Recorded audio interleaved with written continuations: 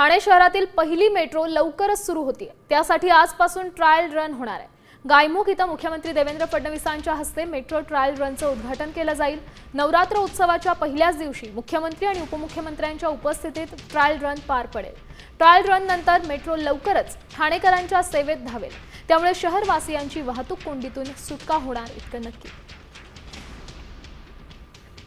या सगळ्या बाबत आढावा घेतलाय आमचे प्रतिनिधी गणेश कवडे यांनी। पाहूया।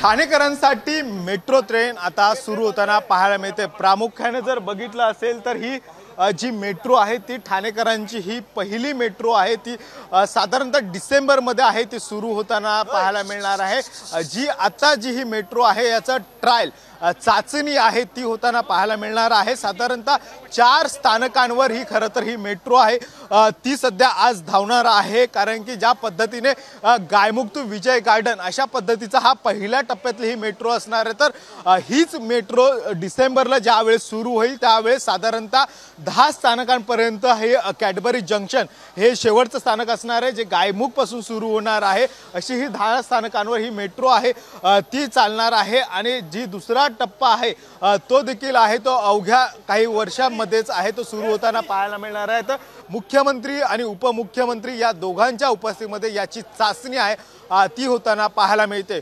व्हिडिओ नितीन खरासह गणेश कवडे, साम मराठी, ठाणे।